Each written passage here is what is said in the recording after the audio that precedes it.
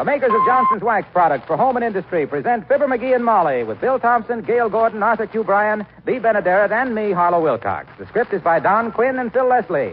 Music by the King's Men and Billy Mills Orchestra.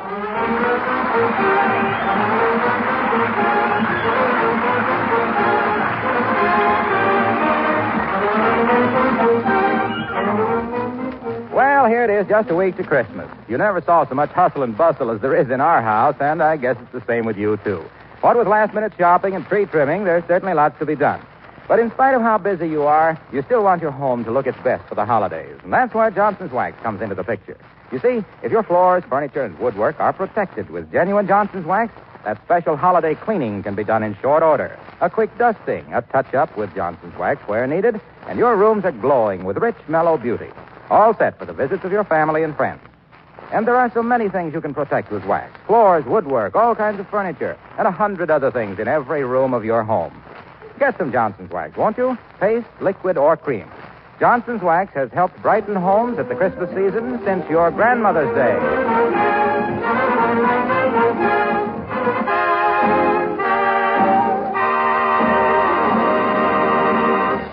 Mark Twain said that everybody talked about the weather, but nobody did anything about it. Well, Mark didn't live long enough. Nowadays, we can get a shower by turning a little gadget in the bathtub. We can get a breeze with a fan, and sunshine with a lamp. For instance, look at Fibber McGee and Molly.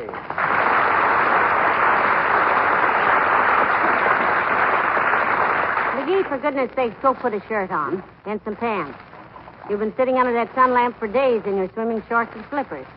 What if somebody should come in? Let 'em. This is my living room, and I'm living. Hey, rub a little more suntan oil on my shoulders, will you? Suntan oil? Yep. The trash box is overflowing with empty suntan oil bottles. Mm-hmm. How'd you happen to start this business anyhow? Well, I went down to Kramer's drugstore to buy some Scotch tape. They didn't have any Scotch tape, so I bought me a sun lamp. Very logical. But look, haven't you had about enough for today? My gosh, no, I just barely... Yep, that's enough. Shut it off. Time's up. It's a good thing you set the alarm clock, dearie. It's sort of silly for a man to get a sunstroke in his own living room, but you're begging for it. I know what I'm doing, Tootsie. I'm following the directions to the letter. 20 minutes at a time, front and back. Yeah, but it didn't say 12 times a day, though. That was my own idea. And look at this tan, will you? Pretty snazzy, eh? I'm beginning to look like a Spaniard.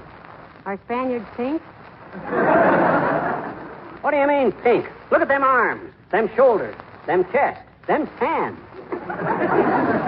Well, it may be in time, but at the present stage, you merely look like you'd been in more hot water than usual. You wait. I'll get a sunburn on me that'll make the governor of Florida wake up screaming. Another week under this sun lamp, and I could go to the South Pole with Admiral Byrd's aunt. With who? Admiral Byrd's aunt isn't going to the South Pole. Why, she is. She certainly is. I was just reading. Here it is right here in the paper. Look. It says, Byrd's Antarctic Expedition ready. My gosh, if a little old lady like that can organize the whole... No, McGee. That's Admiral Byrd's Antarctic Expedition. Sure. The Antarctic is the South Pole. It is? Sure. No kidding. How do you know all this stuff? I read the same things you do, and you always get more out of it. Well, I read the punctuation, too. You know, like commas and periods and things. No, I don't. It messes up the reading matter. Well, if you don't read the periods, how do you know when you come to the end of a sentence? Well, you turned me loose with $10 in the new suit. You get it, lover? End of a sentence, new suit, $10. That's what they always do. Tain't funny, McGee. Tain't? That's funny. No, tain't. Tain't? No. Oh, McGee, it's company. Put your pants on. Okay, hand me my T-shirt. Thanks. Hey, where's my belt buckle? I've lost my belt buckle. You got your pants on backwards. Huh? Oh. Okay, I got it. Let him in. Come in.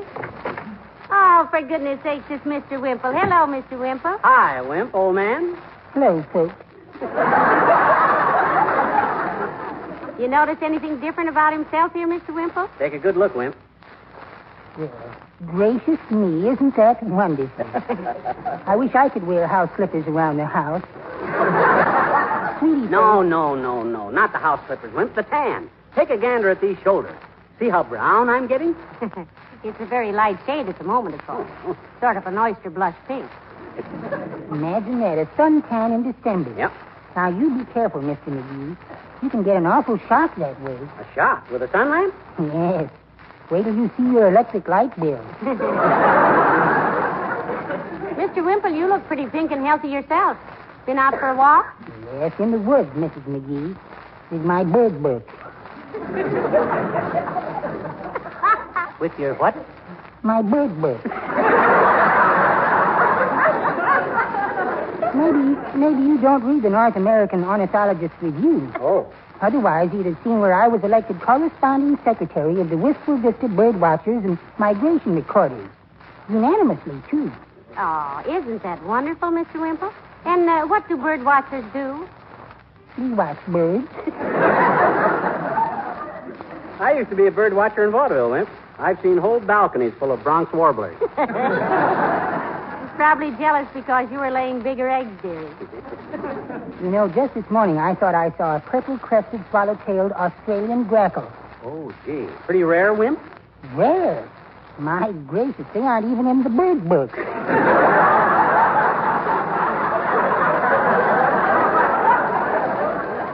I named this one myself. Mm-hmm. Then coming home, I saw a little boy robin. A little boy robin? Yes, a little boy robin a blue jay's nest. But bird watching is really such fun. That's fun. Yes. Last summer, I was looking through my telescope, and I saw a full-grown tom turkey no bigger than a sparrow. My gosh. A freak, eh? No, I was looking through the wrong end of the telescope. Well, I hope you get a beautiful suntan, Mr. McGee. Goodbye. So long.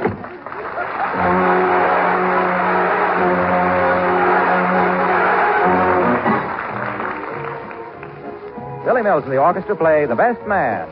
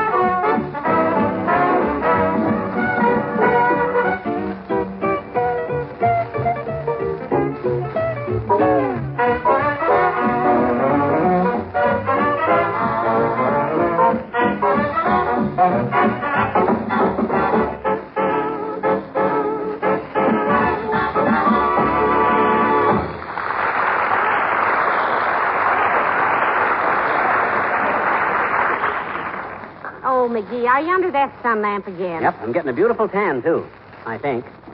Another couple of days of this, and I'll be browning a Hottentoot. You mean tot? Tot my clavicle. I'll be browning a grown-up Hottentoot. Well, now, don't overdo it. The human epidermis was not designed for charcoal broiling, you know. I ain't the type guy that burns. I'm the type guy that turns a beautiful deep brown. Yeah. A summer in the hot sun for me, and that's it. Shut off the sun lamp. Time's up. Time's up. There you are. Here, now, take this towel and wipe off some of that suntan lotion. You're as oily as a butler in the movies. Well, I got to use a lot of it to keep out the ultraviolet rays. I think you mean ultra. Well, frankly, I think it's pretty ultra myself, but I was just trying to be modest. With a suntan like I'm going to get, I don't... Oh, put your trousers on again, dearie. Hurry. I got 'em. Hand me my T-shirt. Thanks. Okay. Come in. Oh, hello there, Mrs. Carstairs. Do come in. How do you do, my dear? Good day, Miss McGee. Hi, Carsty. Fling the minks off and toss the frame on an orange crate. May not be a place, but it's home. Read that again, dearie. Oh, it may not be a palace, but it's home. That's better. Won't you sit down, Millicent, and have a slug of tea? Thank you, no, my dear. I'm just taking a moment for my Christmas shopping, and I don't know what to give Mr. Carstairs. He has simply everything. How about some gold-plated golf clubs, Carsey? That'd be pretty fancy. Oh, he already has sterling silver golf clubs, Mr. McGee. Oh. I'm afraid he'd consider gold ones a bit flashy. The conservative type. Oh, very, my dear. He does absolutely nothing that people could criticize. He even wires Mr. Petrillo before he takes the band off a cigar.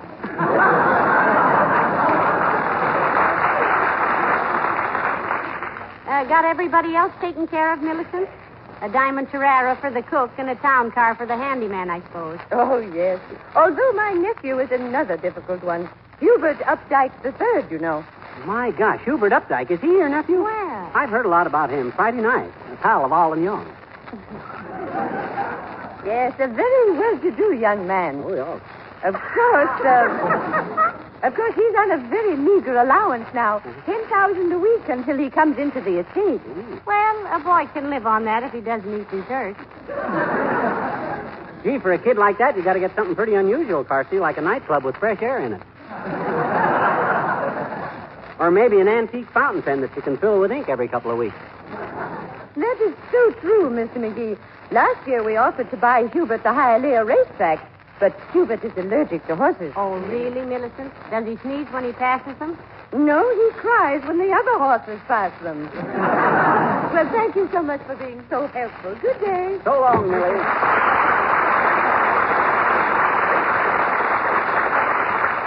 Hey, you know what? Them Carstairs must have all the dough in the world, you know it? Yeah, but they say Mr. Carstairs is very stingy. Yeah?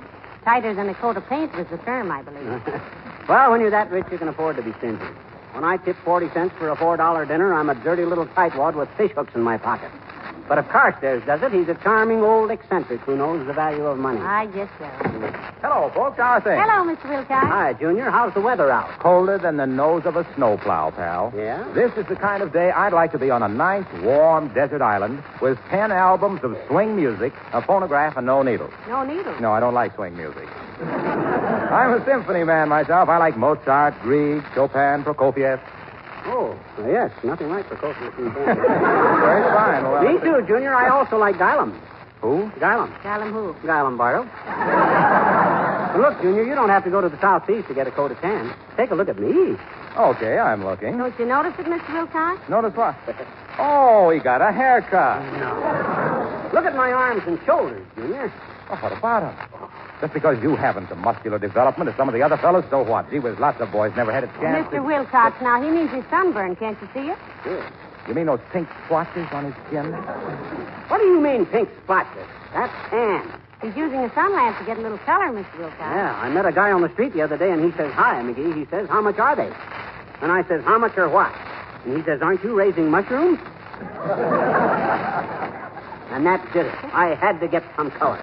Well, I know another good way to get your color back. On your face? No, on your linoleum. Yeah, but we weren't talking Johnson's self-polishing glow No. coat. You know, it's amazing how it restores the life and luster to old and dingy linoleum. Quit changing the subject. I'm not changing the subject. I've been talking about Johnson's glow coat for years. About how it's so easy to apply, how you just pour a little out, spread it around. Yeah, but about his suntan, Mr. Wilcox. Suntan. Hey, it's funny you should mention suntan, Molly. Funny, my gosh, I've been yapping my head off. Yes, because I was just talking to a lady customer of mine about getting suntan this morning. Were you, Mr. Wilcox? Yes, I said to her, I said, does your son get tanned for tracking up the kitchen floor? I said, it's a shame to have your son tanned for nothing. Yeah, because if you perfect that linoleum with Johnson's self-polishing glow coat, you can wipe up those muddy tracks so easily. Yeah, but what that... You can keep your linoleum protected against mud and dirt. Still things, keep it bright. Yeah, but what that... Look. Look, Waxy. Yes, pal? Have you got to go now? Because if you do, Mr. Wilcox... Hey, thanks for reminding me. I've got to go downtown and pick up my wife's Christmas present. Hey, wait till you see the terrific sparkler I'm getting her. A sparkler? Oh, a diamond, Mr. Wilcox? No, some Johnson's self-polishing glow coat. So long, kid.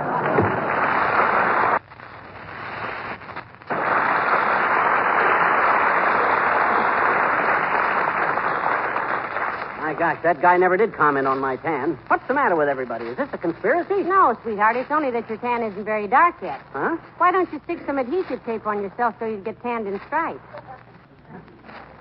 People would notice that, dearie. No, sir. By George, I'll do this legitimate or I won't do it.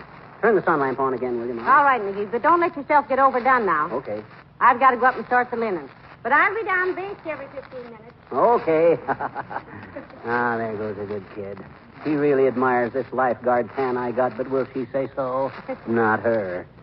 She knows flattery makes me unbearable. She knows... Uh-oh, where's my pants? Where's my pants? Where'd I put my... Somebody took my pants. Oh, I got them on. Come in. Hi, mister. Oh, hello, sis. What's on your mind? Well, I brought you some more stuff, mister, like you said.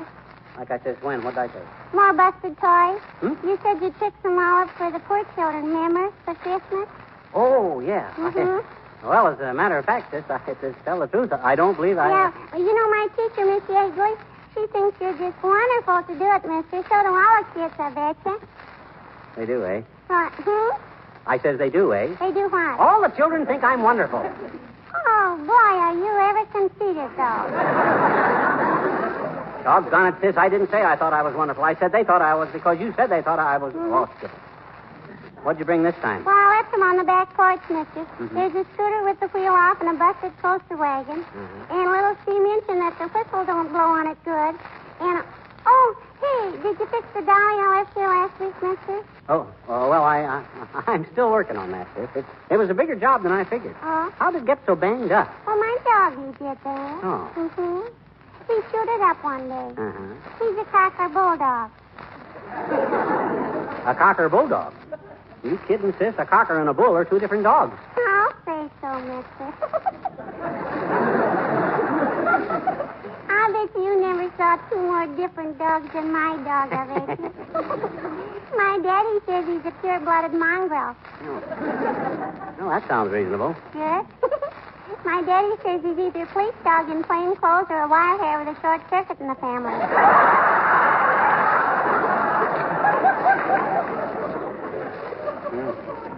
Must be quite a mutt, sis. What does he look like? Well, he's got long ears and a short tail. Mm-hmm.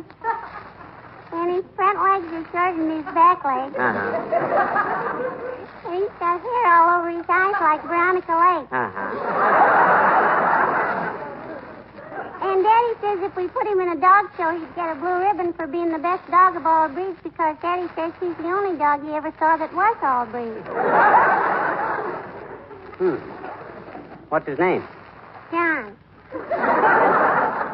Where'd you get him? See, mister, he was there when I was born. He what? Sure. He's 48 years old. What?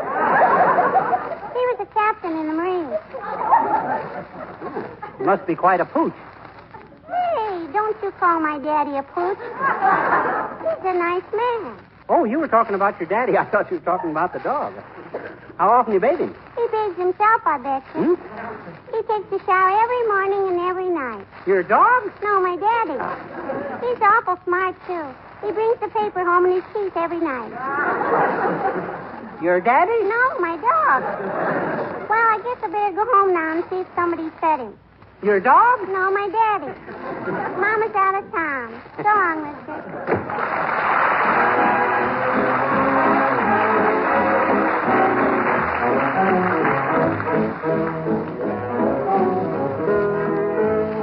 The King's Men sing Buttermilk Sky.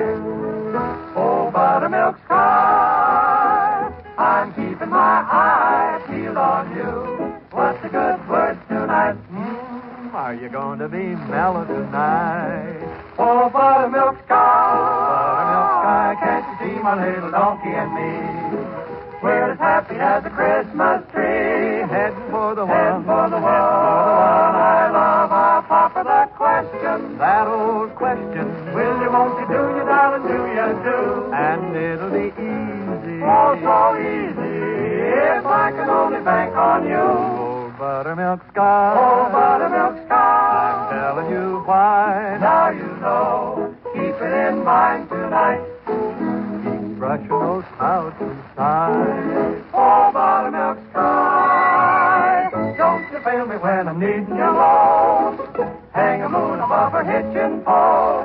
Hitch me to the one I love. Oh, you can if you try. Buttermilk sky. Don't tell me no lie. Tell me no lie. Just try and be mellow and bright tonight.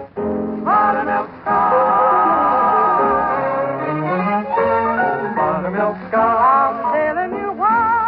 now you know. Keep it in mind tonight. Keep brushing those clouds from sight. Oh, buttermilk sky. Don't you fail me when I'm needing you most. Hang a moon above her hitching post. Hitch me to the one I love. You can if you try. Don't tell me no lies. Don't tell me no lies. Please be mellow tonight. Buttermilk sky.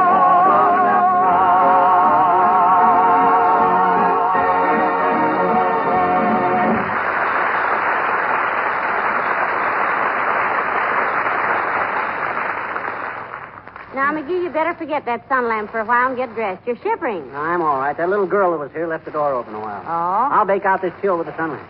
Boy, does this feel good. I'll bet Uh-huh. Catching cold, aren't you? Nah, it's just the fuzz off this blanket tickling my nose. I still got a little while under the sun lamp before... That's it. Time's up. Shut it off. Let's see your can, dearie. Sure. Take a look. My goodness, you actually are getting quite pink, McGee. What do you mean, pink? I'm getting tan. I'm 3 shades darker than I was this morning. Well, with that roast pork gray you started out with, it could easily be, you know. However, you still have a long way to go before you could be mistaken for a pot of watermelon.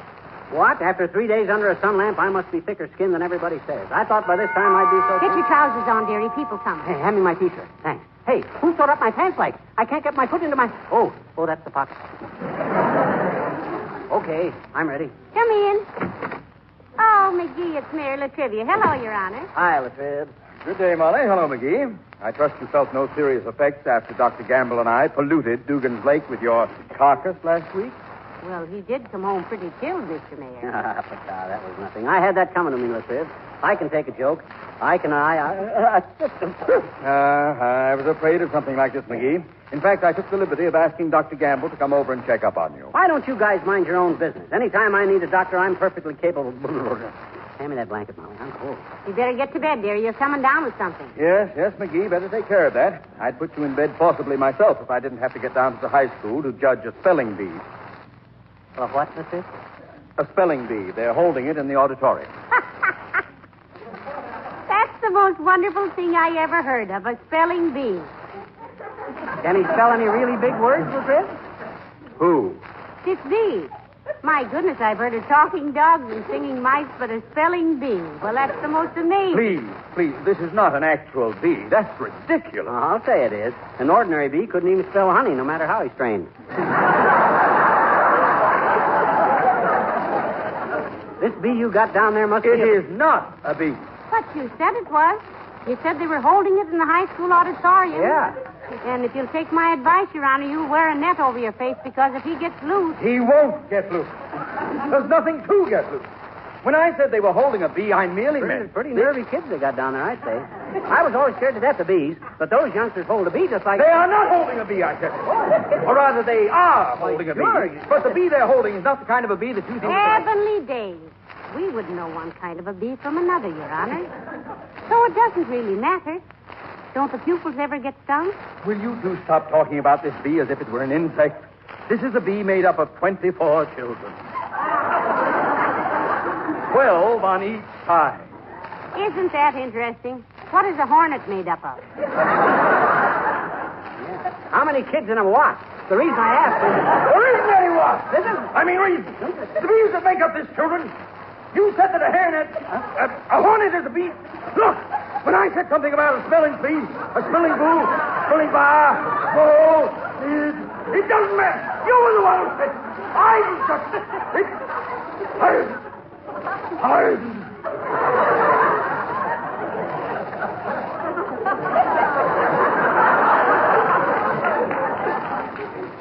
McGee?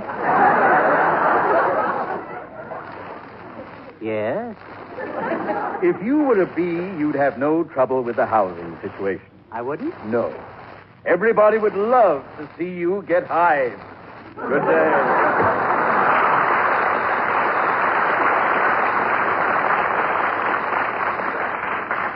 I still don't think he's got a bee down there that can spell. My gosh, it's tough enough for me to spell. I could never... Oh, dear, you have caught cold, McGee. My goodness, lying around this drafty house in slippers and shorts or a thin little T-shirt that... Come in.